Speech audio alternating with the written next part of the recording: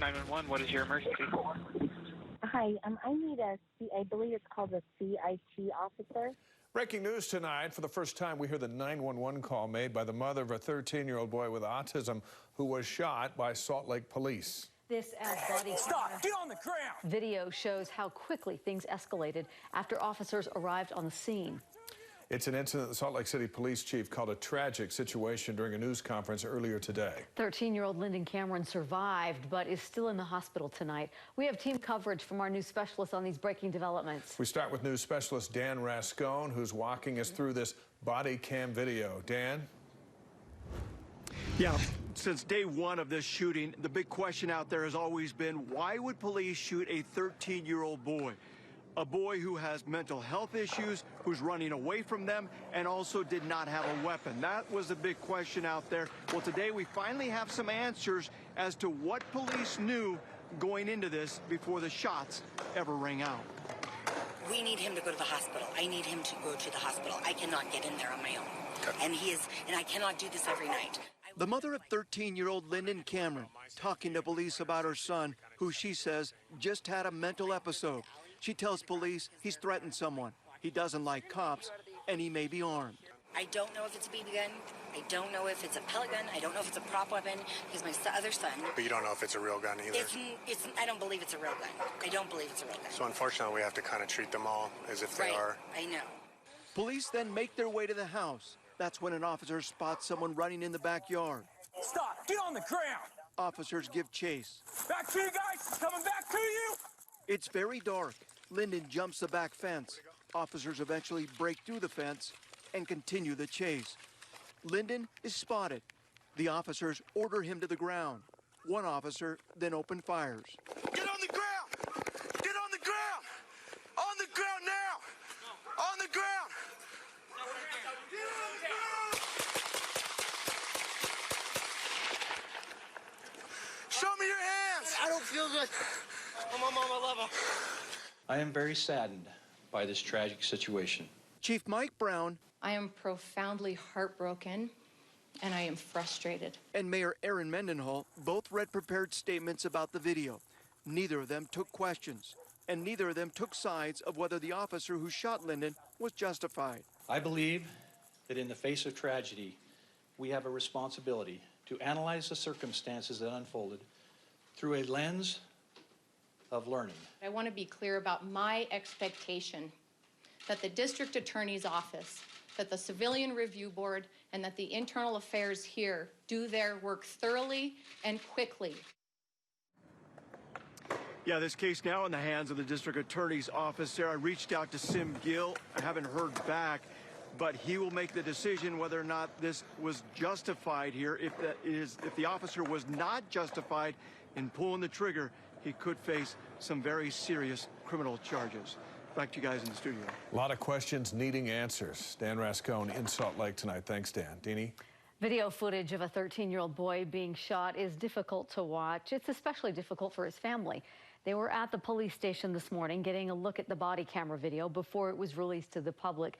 News specialist Tanya Dean spoke to the boy's mom. Tanya, we understand that she chose not to watch it.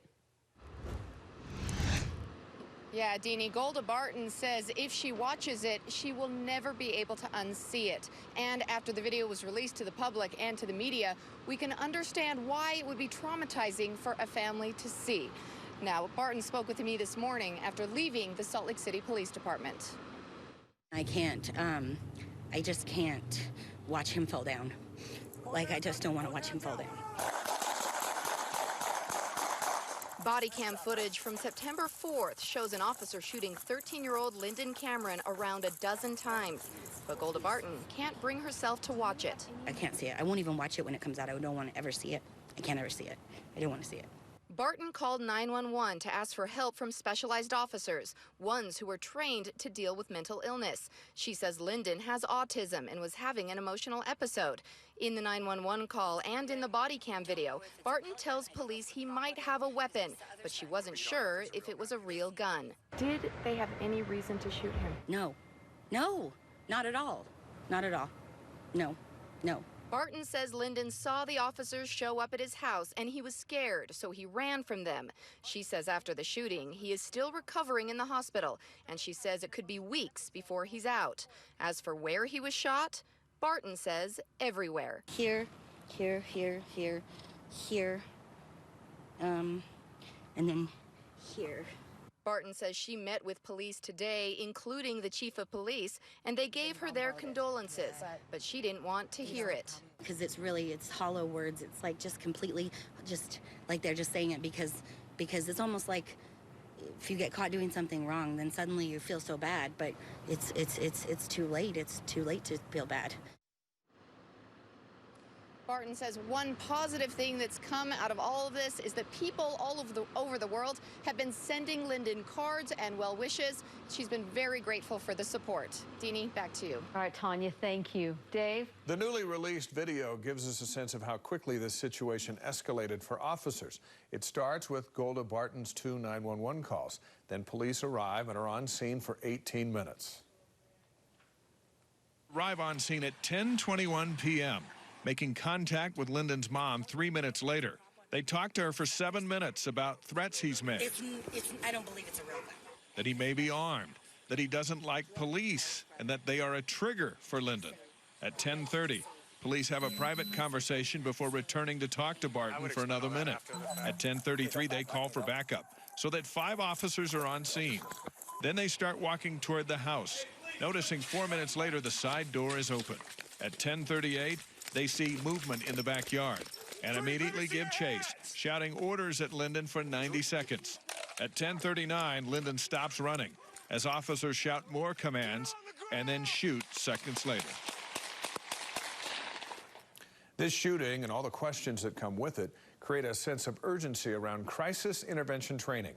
KSL investigator Brittany Glass is digging into that part of the story. And Brittany, we know the mom asked for a CIT officer. Do we know if she got one? Technically, Dave, we don't know. That information is still unknown. But the KSL investigators have filed public information requests for the CIT training and recertification status for each of the officers who responded to the call. Regardless of what we find out, we do know that Salt Lake City Police Department's Civilian Review Board will be reviewing this case. We sat down with a former member of the Civilian Review Board to talk about use of force and the confusion around whether the 13-year-old boy with autism may have had a weapon. The standard for use of deadly force is fear of life or serious bodily injury. Just the belief that there's a weapon can legally justify use of force. Either way, body cam and scene video from that night is very dark and could be difficult to see exactly what happened. It is important to note the Utah Peace Officer Standards and Training, or POST Academy, does provide 16 hours of mental health training in the basic academy.